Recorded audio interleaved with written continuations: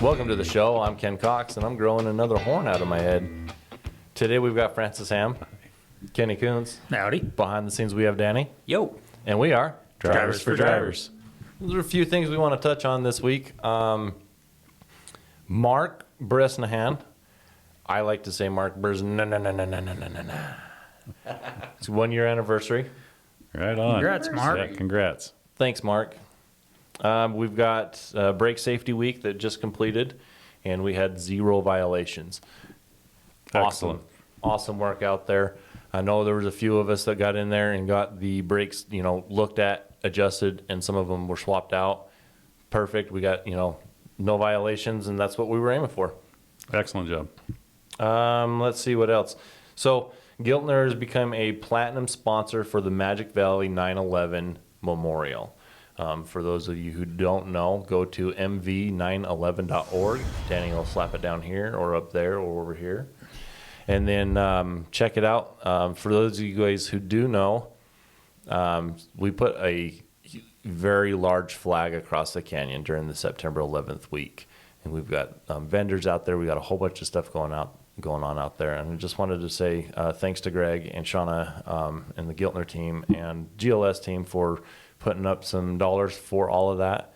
Really appreciate the backing on that. Absolutely. There'll be years and years and years worth of a memorial fund for all of that.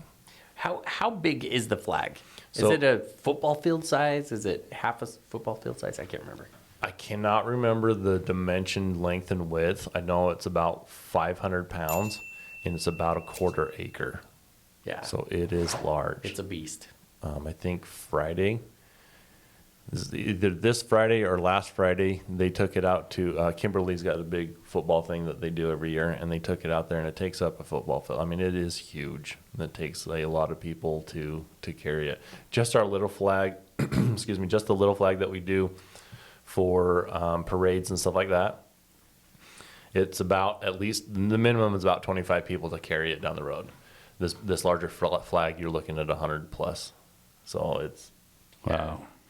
it's large. I'll see if I can find a picture and I'll put it up here. Perfect. Otherwise, I'll just put a picture of me smiling. I think you should do both. Let's see. I did want to talk on tire rotations. If you're on your truck, if you're rolling down the road and you see that you've got some wear on the outsides because of scrubbing, that's what happens. It happens when you're turning. Get those tires rotated. You'll get a lot more miles, a lot more wear and tear out of them. Mm-hmm. And while you're doing that, make sure they're balanced and maybe do an alignment at that time too. Because you should be, out of these tires that we're running, you should be able to get a minimum 300,000 miles out of them. Air pressure, rotations, balancing, all of that's part of being not a steering wheel holder. Years ago, I had an owner operator that ran for me, and he used to always take his truck in, and he ran, all of his polished wheels on the outside. So when he had rotations done, they'd come in and dismount everything, move the tires around on the wheels and mount it all back up again.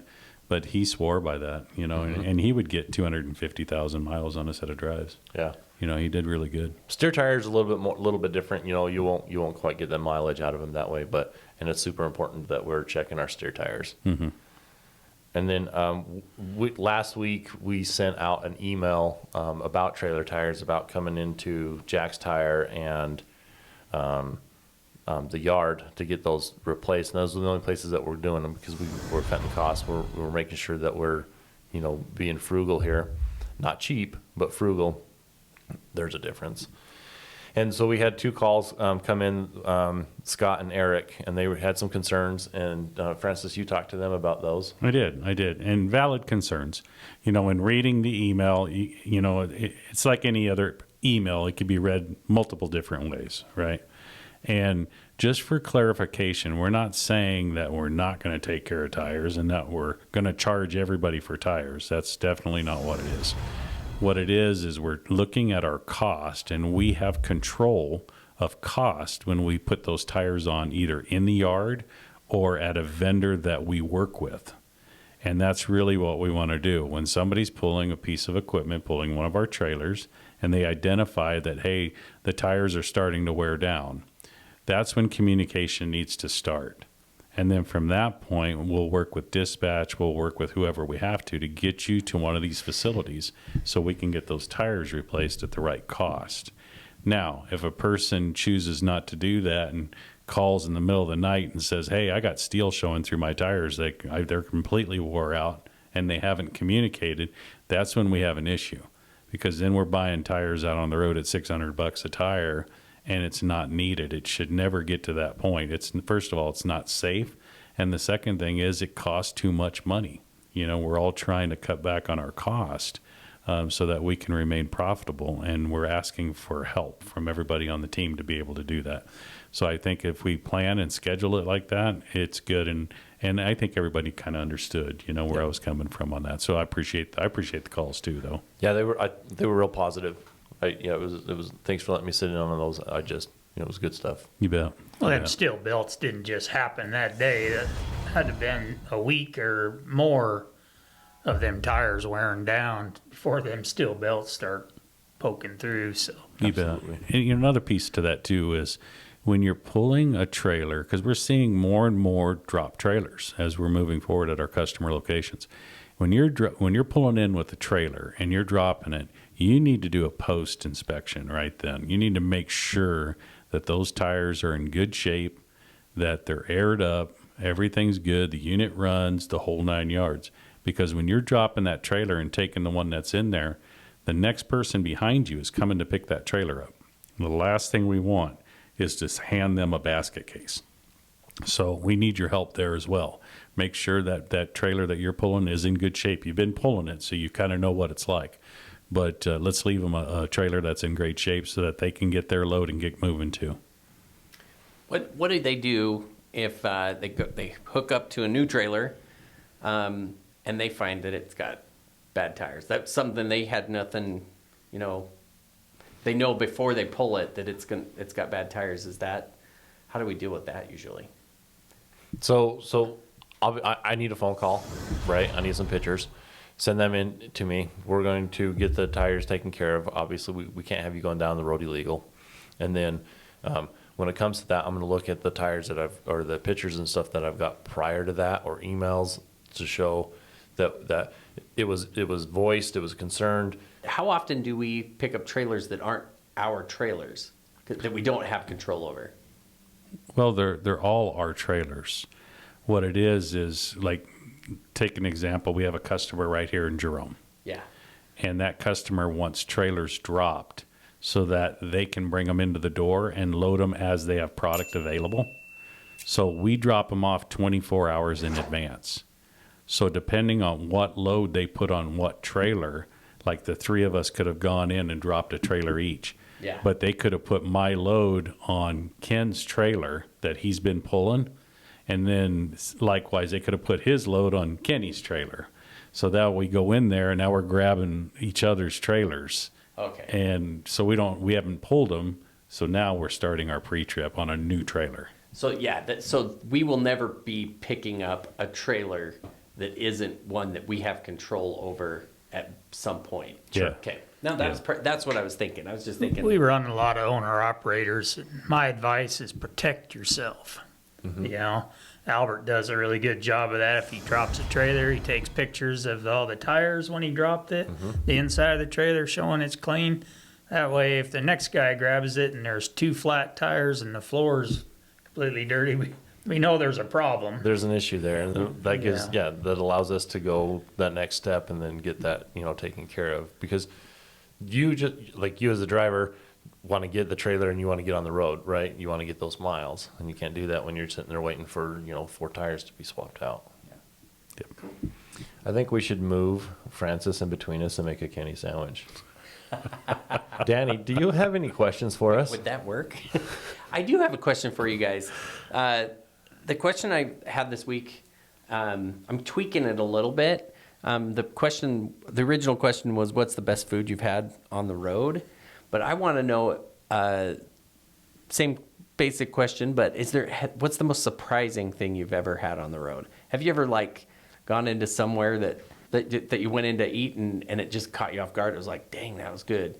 Or the opposite, like you went in somewhere, you spent a little bit extra. You're giving yourself a nice little extra for that wonderful drive you had, and it was disgusting. Grits. You don't like grits? Grits are disgusting. I find that hydrating on the road helps with that. With grits? With grits. You'd have to get that taste out of your mouth. I love grits. Ugh. A bunch of butter and salt. Yeah. Maybe it's just butter and salt that I like. Too much sugar in it. I like it with sugar. We always had butter and salt in it. I can tell you that this was when my son was pretty young. We were traveling in Oregon. We were leaving Bend and heading to Crater Lake. And we had drove through there, and we were hungry. It was lunchtime. And we pulled into one of the little towns through there. There was a gal on the side of the road who had a little stand set up, and she was selling food. And we thought, hey, let's just stop. Let's grab something to eat. So we pulled into there, and she was making Indian tacos. And we thought, that's great. I thought, hey, I'll take 2. And she goes, they're pretty good sized tacos. And I thought, okay, all right, I'll take 1. If I'm hungry, I'll get another, So we got 3 Indian tacos, and those things were like dirt cheap. She was actually selling Indian tacos to pay for new playground equipment for the school in the right town. on. So we had stopped in. She was selling for like $2 a piece, right? And then you could get a soda or something for $1. So it was like $3. Anyhow, we stopped in there. Those things were fantastic, like the best Indian tacos we had ever had. And I think we left $20 or $30, just to help her. And one was more than enough for me, for sure. But I didn't expect it, and it was just great. Wish I could have one of those again. What is it? What's on an Indian taco? It's kind of like a regular taco, but on a fry bread instead of a shell. Yeah. It's really good. Really good. We grew up calling them Navajo tacos, but they're in Utah. I mean, we had a lot of Navajo there. So we would have that fry bread. Mom would make scones out of them. You put honey and butter on them. Oh, yeah. 300 pounds later. It's good stuff, though. So I was traveling down I-80. I was heading westbound. There's I think it's out by Sinclair. There's a little mom and pop gas station, fuel station out there, a little truck stop. It was late. I'm like, oh, I'm hungry. I'm tired. I just want to pull over. So I get over there and I park, dirt parking lot, nice and dark. I was like, great. I'm going to go inside and see if I can get something to eat. And they had a restaurant in there, and it was all Eastern food. And I was like, this is going to be awesome. And I ended up getting some of these balls of something or other. Can't remember the name of them. And I also ate goat. Oh, I love goat. I like goat. It is good. Yeah, it's one of my favorite meats. Yep, the place right over there by the yard, the truck stop there, they've got some, what do you call those? I'm doing that again. Like a gyro or something? Or? No, they've got like mobile trucks, Oh, yeah. right? They have those inside the restaurant there, so there's 2 of them there, and you can get goat in there. And so once in a while, I'll treat myself. I'm like, Dude, goat. next time you go there, let me know. I will totally meet you there. I have no idea I who haven't you are. Danny who? Goat, Danny Goat Eater. Danny Goat Eater. Really good goat. Who created gizzards? That's got to be gross. God. That grits. I think God created gizzards. Oh, you're talking about as a food? It's like chewing bubble gum. I love gizzards. I do You never know when to swallow. Everything Kenny likes, everything Kenny doesn't like, I really like. The grits, the gizzards. I'm super hungry. Here's a question to our viewers, and if they would put something in the comments, I'd like to pick their brain a little bit. But I remember back in the day, a lot of guys would put a basket, just a little like a soda basket from a bicycle, and you'd put it out on your mirror bracket. And then if you were traveling and you had sodas or something that was inside the truck and they were warm, you could actually put one out there in that basket and just run down the road for a little ways when it was cold, and it'd chill it right down. Do you remember that? You get a cold Coke that way or something. We used to roll the bottles up in the window. Yeah. Oh, yeah.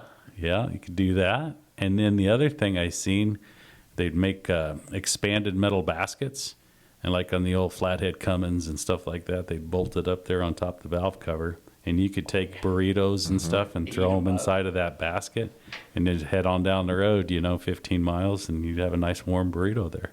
So never did that in a semi, because it wasn't drawn by horses, and so we had microwaves and. But in a previous life, up in Montana, we roll around in our up armored Humvees, and Montana gets cold, and we'd throw bags and stuff up in the turret.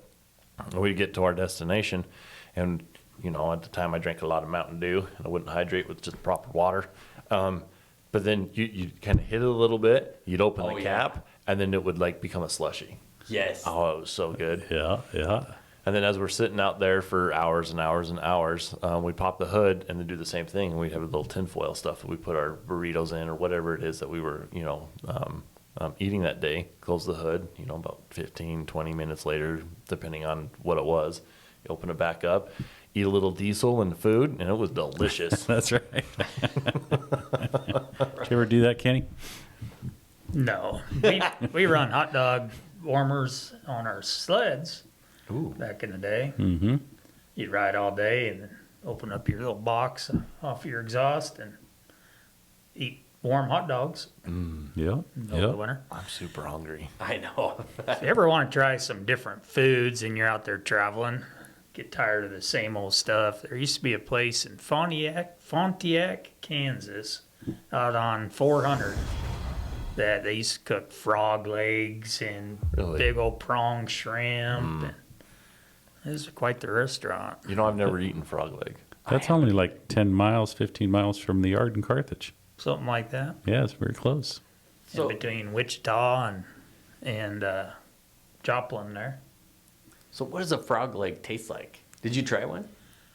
I don't know if I tried it per se, like you would normally try it. I smelt it and I couldn't do it. But It's like everything, Danny. It tasted like chicken. Yeah. my wife said it tasted like chicken. Speaking of chicken, I just think that we should do a safety thing. That's right. So, my brother shared with me, he lives in the western slope of Colorado, and this weekend he shared with me some pictures that he took out of the newspaper. And somebody had followed their GPS with a tractor trailer, and they ended up on a four-wheel drive only off-road road and got stuck, and they had to try to go in and recover this and pull it out of there. And so it made the paper, and they had a bunch of pictures and stuff in it. And it takes me back to GPS. Know where you're going. Don't rely on that GPS to guide you, especially in some of the older towns and stuff that we may go to. I think everybody knows Chicago, low clearance all over the place. But there are bridges like that. We've got them here in Idaho, too. Idaho Falls is one of them. I know if you go downtown, you really got to watch where you're going because there's low clearances. But know your route. Make sure you don't get yourself into trouble. Don't rely on that GPS because it's not going to be your friend all the time. So. Learn how to use the GPS. We were in Boise trying to get back to the freeway once, and somehow my settings in my truck GPS was keeping me off the freeway. So I'm headed out into the foothills there. I'm like, this cannot be the way. I stopped and went into the settings and realized it was telling me avoid freeways, avoid secondary roads, avoid toll roads. There's a lot to a GPS, so they can lead you astray. My advice is to get an atlas, use your GPS just for your final getting into a place, Mm-hmm. I had a question for you, Francis. Yeah. How many wheels does a semi have? I'm going to throw 19. Oh, yeah? Why is that? I thought it was 18. 18 on the ground and a steering wheel in the cab. Oh, man. I would have went 20 with a nut behind the wheel.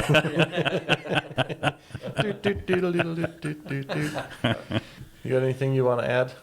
A little bit more on the tires deal. We had an incident this week.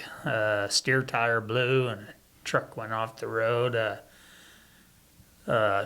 Make sure your tires are decent enough to be running. Let's don't risk it. Could have been worse than it was, but totally destroyed the front of the truck and everything else.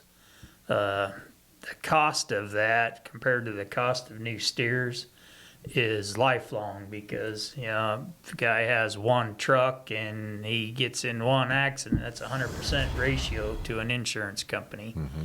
If you had 100 trucks and had one accident, that's a 1%. 1%. Yeah. Yeah. It makes a big difference. So that will follow him in the cost of the insurance increases and everything else. Yeah. Mm-hmm.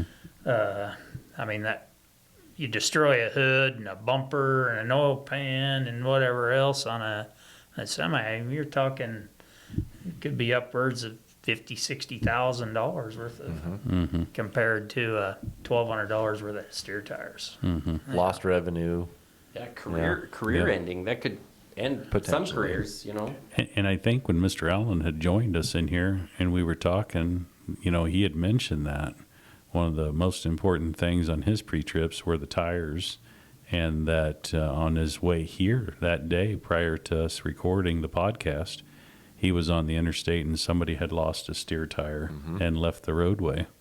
So yeah, it's definitely an issue, and the only way you're going to prevent it is to really, really pay attention to your tires.